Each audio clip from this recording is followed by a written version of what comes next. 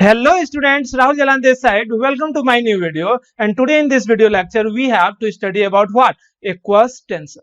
Aqueous tension is actually the part of Dalton's law of partial pressure that we have to study in states of matter.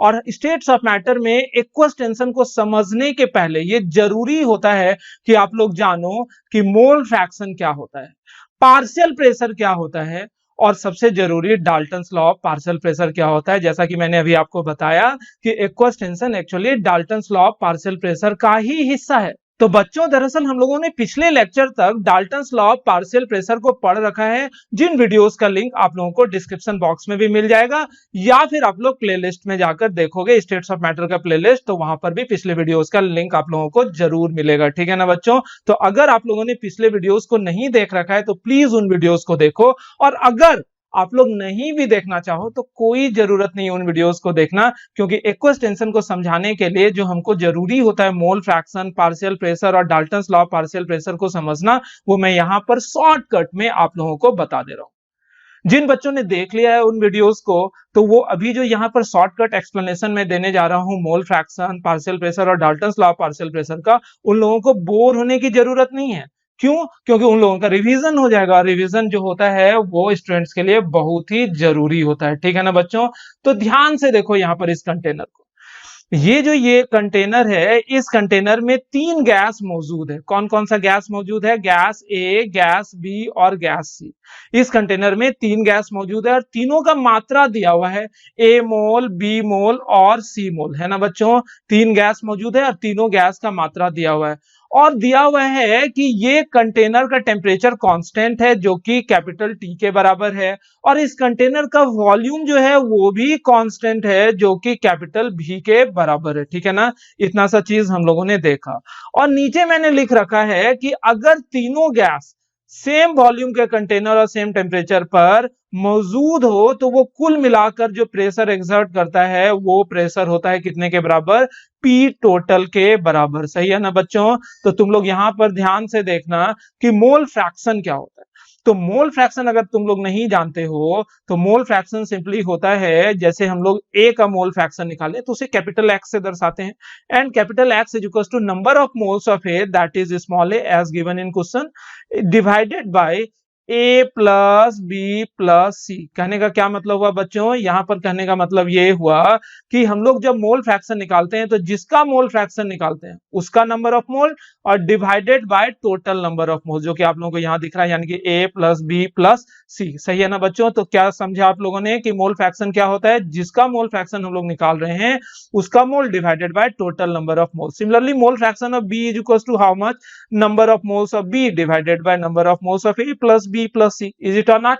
इसी तरह मोल fraction of सी जैसे हम लोग निकालेंगे तो बताओ तो मोल फ्रैक्शन ऑफ सी कितने के बराबर हो जाएगा बच्चों? Number of moles of C divided by total number of moles that is number of moles of A plus B plus C. मेरे ख्याल से आप लोगों ने समझ लिया होगा कि मोल फ्रैक्शन का कॉन्सेप्ट क्या होता है। अब होता है पार्शियल प्रेशर, जो कि मैंने यहां लिख रखा है, लेकिन आप लोग गौर करोगे पार्शियल प्रेशर मैंने 2 तरीकों से लिखा है। कैसे लिखा है? 2 तरीकों से। सबसे पहले लिखा है partial pressure in terms of temperature and volume, और दूसरा मैंने लिख रखा है partial pressure in terms of mole fraction. यानी कि क्वेश्चन में अगर आप लोगों को वॉल्यूम और टेम्परेचर दिया हुआ है, ये पहला वाला केस का बात कर रहा हूं मैं, क्वेश्चन में अगर वॉल्यूम और टेम्परेचर क्वेश्चन में आप लोगों को दिया हुआ है तो उस परिस्थिति में पार्शियल प्रेशर निकालोगे कैसे?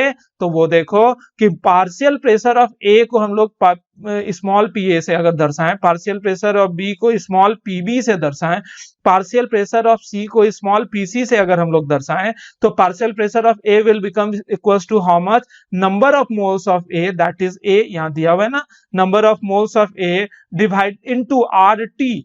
आर मतलब गैस कांस्टेंट, टेम्परेचर टी और डिवाइडेड बाय वॉल्यूम भी, जो कि टेम्परेचर यहां दिया हुआ है और वॉल्यूम जो है वो यहां दिया हुआ है ना बच्चों? तो तुम लोगों को दिखा पार्शियल प्रेशर ऑफ ए हम लोग कैसे निकालते हैं। Similarly partial pressure of B is equal to number of moles of B into R T divided by B.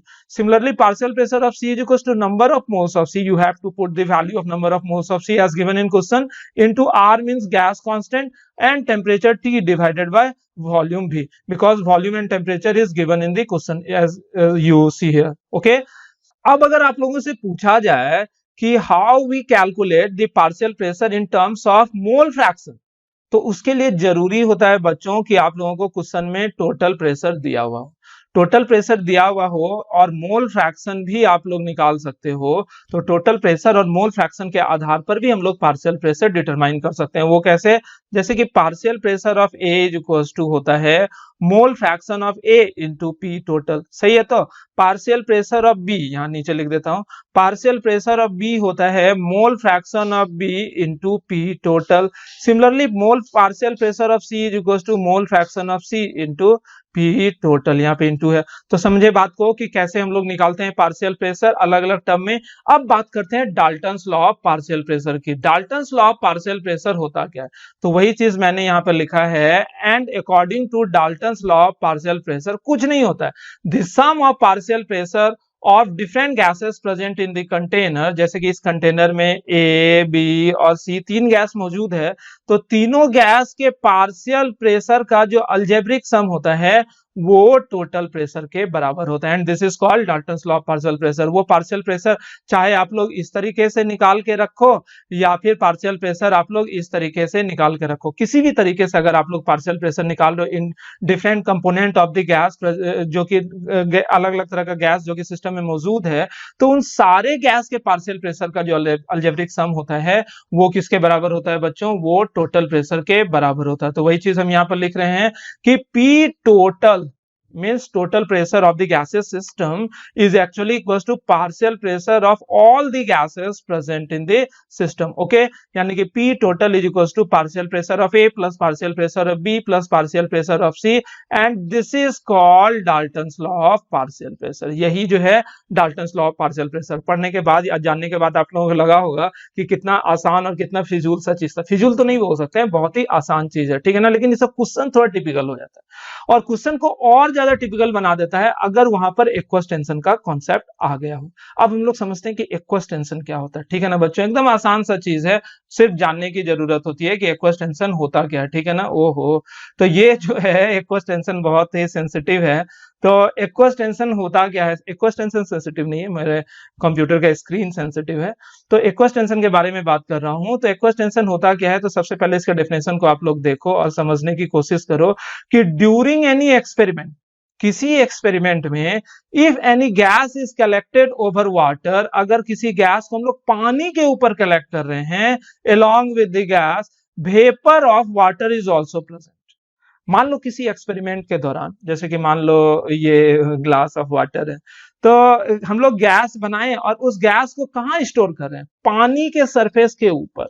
मान लेते हैं किसी एक्सपेरिमेंट के दौरान हम लोगों ने जो भी गैस प्रिपेयर करा, जैसे ऑक्सीजन, नाइट्रोजन, अमोनिया, कुछ भी बनाया, मान लेते हैं अमोनिया तो नहीं, मतलब ऐसा गैस जो कि वाटर से रिएक्ट ना करे, ठीक है ना, कि हम लोग मान लेते हैं कोई ऐसा गैस बनाए जो कि वाटर से रिएक्ट ना करे और उसको हम लोग वाटर के सरफेस के ऊपर कलेक्ट करेंगे, तो वहां पर उस गैस के अलावे वाटर का वेपर भी होगा, क्योंकि वाटर ऑटोमेटिकली वेपराइज होता है, हर एक टेम्परेचर पर वेपराइज होता है ना। तो वहां बोला जा रहा है so that the observed pressure is actually sum of the partial pressure of the gas as well as partial pressure of vapor of water also। यानी कि उस स्थिति में वहां पर गैस के साथ साथ वाटर का वेपर भी मौजूद है ना, तो वहां पर जो हम लोगों को टोटल प्रेशर मिलेगा वो टोटल प्रेशर एक्चुअली गैस का प्रेशर नहीं है, वहां गैस का प्रेशर भी होगा और उस वाटर वेपर का भी प्रेशर होगा। और Dalton's law of partial pressure से क्या हम लोग जानते हैं कि ये जो टोटल प्रेशर हम लोग ऑब्जर्व करेंगे मैनोमीटर का इस्तेमाल करके, वो टोटल प्रेशर एक्चुअली गैस का पार्शियल प्रेशर और वाटर वेपर के पार्शियल प्रेशर के अलजेब्रिक सम के बराबर होगा। अब सबसे महत्वपूर्ण बात, in this case partial pressure of water vapour is called aqueous tension. और इस स्थिति में वाटर वेपर का जो पार्शियल प्रेशर हम लोग निकालेंगे ना, वही पार्शियल प्रेशर दरअसल कहलाता क्या है? Aqueous tension. देखो यहाँ पर एक्सपेरिमेंट करके मैं आप लोगों को समझाने की कोशिश कर रहा हूं। बच्चों ये जो फिगर आप लोगों को नजर आ रहा है, इस फिगर में जो एक्सपेरिमेंट है, इस एक्सपेरिमेंट में हम लोगों को ऑक्सीजन गैस प्रिपेयर करना है, ठीक है ना।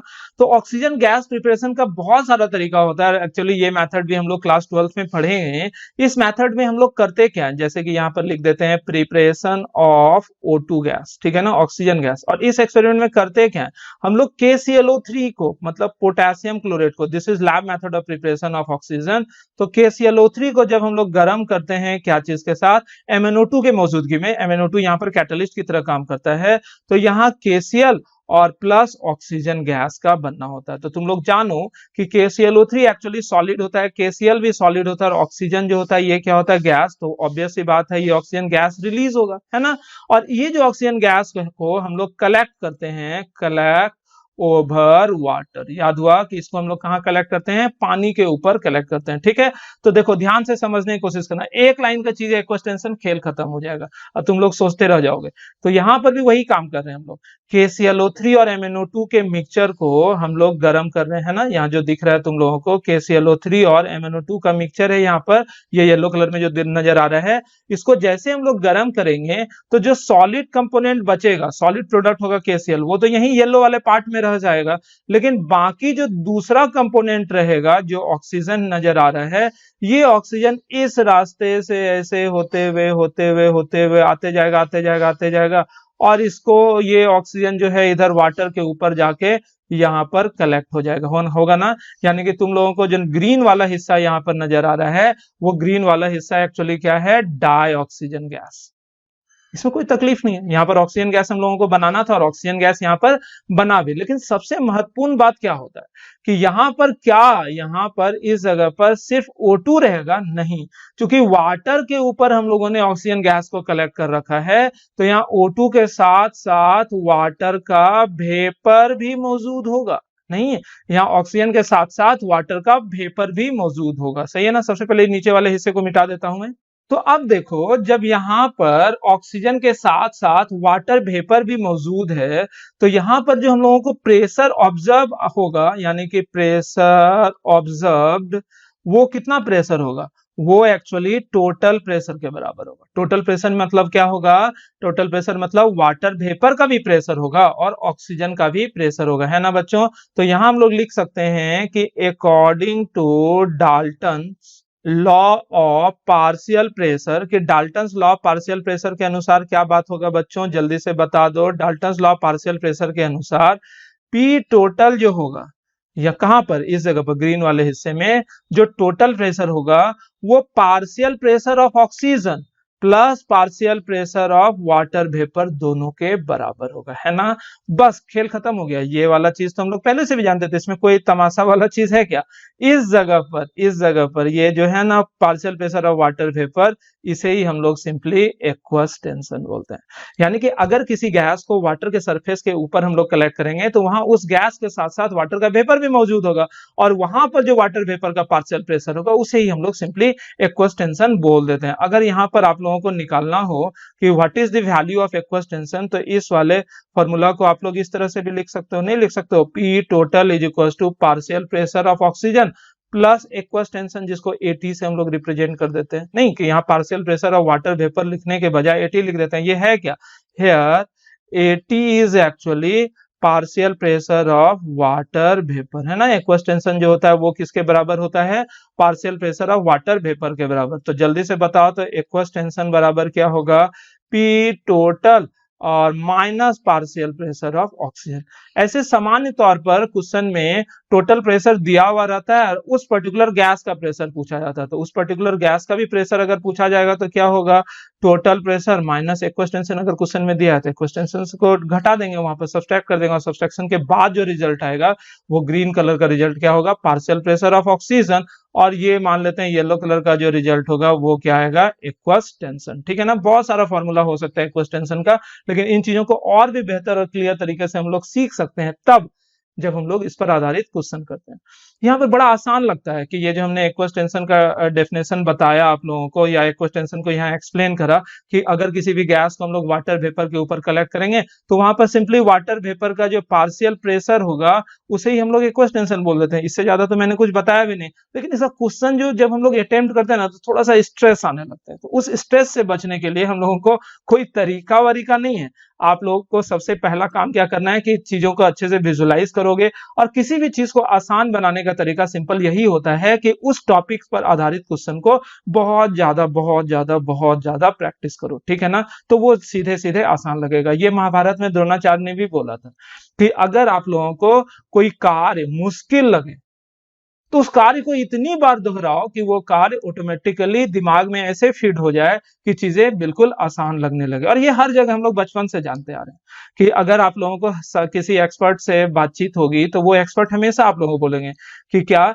कि अगर आप लोगों को फिजिक्स में ये वाला चैप्टर टफ लग रहा है, केमिस्ट्री में ये वाला हिस्सा मुश्किल लग रहा है, तो जो वाला हिस्सा मुश्किल लग रहा है अपना ज्यादा एफर्ट, ज्यादा समय और ज्यादा प्रैक्टिस उसी वाले हिस्से पर अगर हम लोग थोपेंगे तो वो हिस्सा भी ऑटोमेटिकली आसान लगेगा। सिर्फ सोच भर लेने से कि ये टफ है कैसे इसको आसान बनाए, अलग अलग तरह का चीज, वीडियो लेक्चर सुन रहे हैं, ये सुन रहे हैं, वो सुन रहे हैं, मोटिवेशनल, कुछ काम नहीं करता। Practice makes a person perfect, और इस बात को हमेशा याद रखना। तो चलो हम लोग क्वेश्चन करते हैं, क्योंकि क्वेश्चन करना जरूरी होता है चीजों को आसान बनाने के लिए। तुम देखो यहाँ पर इस क्वेश्चन में क्या बोला जा रहा है। इस क्वेश्चन में बोला है a certain quantity of gas occupy volume of 0.1 litre. दिख गया, एक कोई गैस है जो कि कितना वॉल्यूम ऑक्यूपाई कर रहा है, 0.1 लीटर, लेकिन कब, when collected over water eight 288 kelvin and 0.92 bar pressure. यानी कि हम यहाँ पर क्या बोल रहे हैं, जो जो डाटा दिया हुआ उसको लिखते भी चले जाते हैं। एक गैस को जब हम लोग पानी के ऊपर कलेक्ट करते हैं, यानी कि यहाँ पर ऑलरेडी पानी है, और इस पानी के ऊपर हम लोग जब कलेक्ट करते हैं तो यहाँ पर इस गैस का वॉल्यूम जो है वो कितना हो जाता है, V1 is equal to 0.1 litre. चीजें अगर नहीं दिख रही हैं तो प्लीज क्वालिटी के ऑप्शन में जाओ, यहाँ पर राइट कॉर्नर पर आप लोगों को क्वालिटी का ऑप्शन मिलेगा, उस क्वालिटी में जाके 480 या जो भी मैक्सिमम पिक्सल्स होगा वहां पर जाकर आप लोग वीडियो को देखो तो साफ साफ दिखेगा, तो ज्यादा अच्छा समझ में भी आएगा। तो मान लेते हैं यहाँ पर गैस को पानी के ऊपर जैसे हमने कलेक्ट करा तो गैस का वॉल्यूम कितना हम लोगों को मिला, 0.1 लीटर। सही है ना। उसके बाद क्या बोला जा रहा है, उसके बाद बोला जा रहा है कि इस स्थिति में इस गैस का टेम्परेचर जो था वो 288 केल्विन था और प्रेशर जो था वो 0.92 बार था। तो लिख देते हैं टेम्परेचर जो था दैट इज 288 केल्विन और जो प्रेशर था that is how much, that is 0.92 bar. Clear हुआ। अब क्या बोल रहे हैं, अब बोल रहे हैं कि अगर सेम गैस को, यही गैस है, इस गैस को हम लोग ड्राई कंडीशन में रखेंगे, यहाँ पर ड्राई कंडीशन है, ठीक है ना। ड्राई कंडीशन करने का मतलब कि इस स्थिति में पानी के ऊपर कलेक्ट किए होंगे तो यहाँ पर वाटर वेपर भी होगा पक्का, नहीं तो वाटर वेपर होगा। तो ये जो दरअसल हम लोगों को प्रेशर नजर आ रहा है, ये प्रेशर टोटल प्रेशर है, इस बात को याद रखना। ये प्रेशर गैस का प्रेशर होगा और प्लस वाटर वेपर का प्रेशर, जिसको एक्वस टेंशन बोलते हैं, वो भी रहेगा यहाँ पर। लेकिन अगर ड्राई कंडीशन में यहाँ पर गैस को हम लोग कलेक्ट करेंगे तो उस स्थिति में गैस, सेम गैस का वॉल्यूम हो जाता है V2, जिसको लिख सकते हैं 0.085 लीटर। सही है ना। और बोल रहा है एट STP।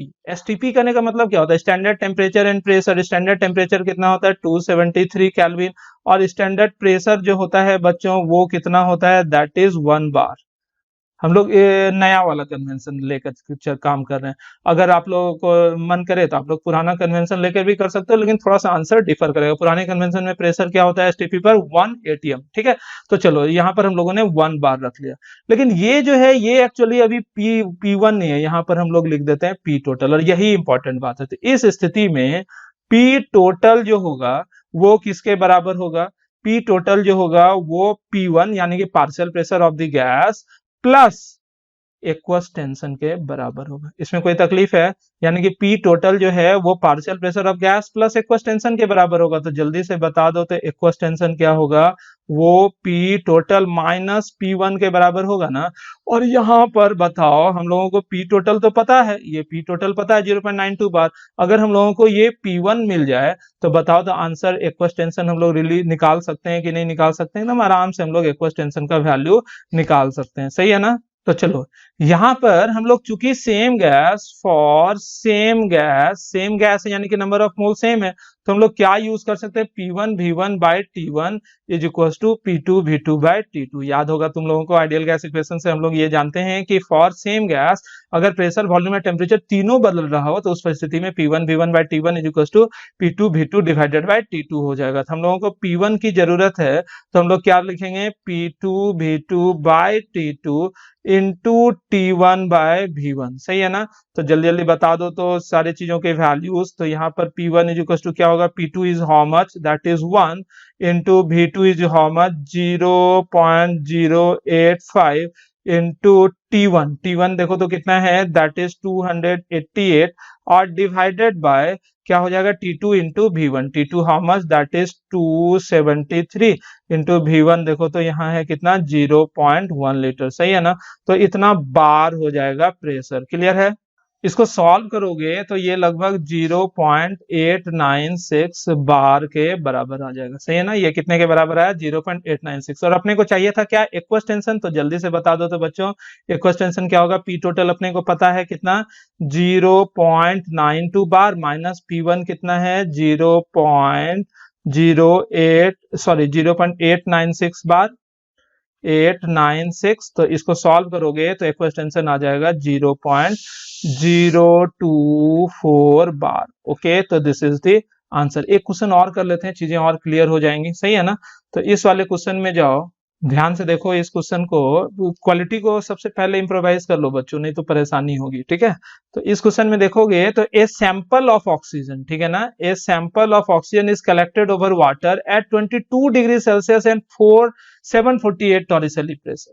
पानी के ऊपर हम लोग किसी गैस को कलेक्ट किए, कोई गैस है उसको हम लोगों ने पानी के ऊपर कलेक्ट किया, मान लेते हैं ये वाटर है और इसके ऊपर गैस को हम लोगों ने कलेक्ट किया।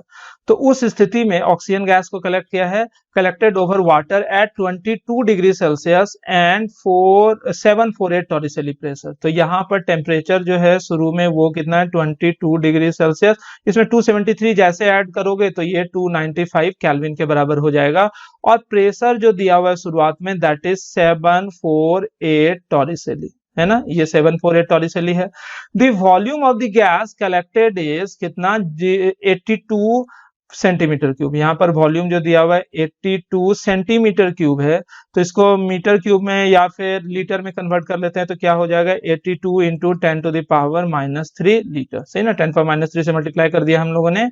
अब क्या दिया हुआ है कि how many grams of oxygen are present in the gas, कि गैस में कितना ग्राम ऑक्सीजन है, ऑक्सीजन का वजन पूछा जा रहा है। Water vapour eight 22 degree Celsius observed pressure of this much, यानी कि यहाँ पर तुम लोगों को एक्वस टेंशन दे दिया है कि इस स्थिति में एक्वस टेंशन कितना है 19.8 टॉरिसेली, ठीक है। तो जल्दी से फटाफट ये जो दिया हुआ है ये एक्चुअली पी टोटल है ना, तो यहाँ पर फटाफट हम लोग देखते हैं क्या चीज दिया हुआ है, चूंकि P total is equal to 748 Torricelli है ना, और एक्वस टेंशन जो है बच्चों वो कितने के बराबर है, दैट इज 19.8 टॉरिसेली।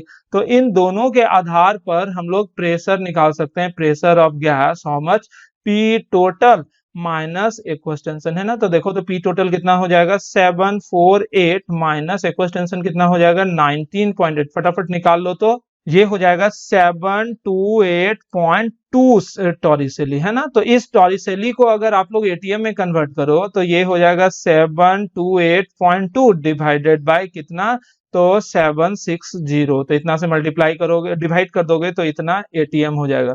क्यों, क्योंकि 1 एटीएम एक्चुअली अगर आप लोग नहीं जानते हो तो कितने के बराबर होता है 760 टॉरिसेली, तो इस वजह से इतना टॉरिसेली बराबर इतना एटीएम। अब हम लोगों के पास टेम्परेचर पड़ा हुआ है, प्रेशर भी हम लोग निकाल लिए और वॉल्यूम भी अपने को पता है, तो बताओ तो number of mole of oxygen नहीं निकाल सकते हो, तो फटाफट बताओ तो, चूंकि PV is equals to NRT होता है ना, तो जल्दी से बताओ तो, इसलिए N is equals to how much, PV divided by RT. अब सारे वैल्यूज को हम लोग यहाँ पर पुट कर लेते हैं, तो बताओ तो जल्दी से, इसलिए N is equals to pressure की जगह हम लोग क्या रख देंगे 728.2 डिवाइडेड बाय 760, वॉल्यूम की जगह हम लोग क्या रख सकते हैं 82 into 10 to the power 3। Bore नहीं होना है बच्चों, इन चीजों को देखना है, यहीं से तो सीखने को मिलेगा। 760 इसका बचा हुआ था, आर की जगह हम लोग क्या रख देंगे 0.0821 और टेम्परेचर की जगह बच्चों हम लोग क्या रख देंगे 295। तो इतना मोल आ गया, लेकिन क्वेश्चन में पूछा जा रहा है what is the mass of oxygen gas, ठीक है ना, इसलिए mass of oxygen is equal to how much, mass of oxygen जो हो जाएगा number of mole of oxygen into 32। तो number of mole of oxygen आप लोग यहां से पुट कर लेना, और जो भी नंबर ऑफ मोल ऑक्सीजन का होगा उसमें 32 से अगर मल्टीप्लाई कर दोगे तो जितना भी आ जाएगा that is the mass of oxygen of oxygen gas present in this particular container. मेरे ख्याल से आप लोगों ने समझा होगा इन चीजों को। तो ठीक है, आज के वीडियो लेक्चर में इतना ही हम लोग रख रहे हैं। Hope so that you all like the video and also understand the content of video. और उससे जरूरी आप लोगों को पसंद आएगा कि पहले से मैंने ये सारी चीजें लिख कर रखा है आप लोगों के लिए, ठीक है ना। तो बस इस ध्यान रखना कि अगर आप लोगों को वीडियो समझ में आया हो, अगर वीडियो के सारे कंटेंट को आप लोगों ने अच्छी तरह से समझा और वीडियो पसंद आया होगा, तो लाइक एंड शेयर तो जरूर बनता है बच्चों। लाइक एंड शेयर करो, अपने ज्यादा से ज्यादा दोस्तों के बीच शेयर करना भी जरूरी होता है। और प्लीज अगर अभी तक आप लोगों ने मेरे चैनल को सब्सक्राइब नहीं करा है तो प्लीज सब्सक्राइब करो sorry, because it means a lot for me. ये मेरे लिए बहुत जरूरी है, ठीक है ना। तो माय डियर स्टूडेंट, तुम लोग ध्यान से देखो इन चीजों को, और जो आप लोगों ने इतना देर मुझे समय दिया उसके लिए thanks for watching the video and bye bye. Okay.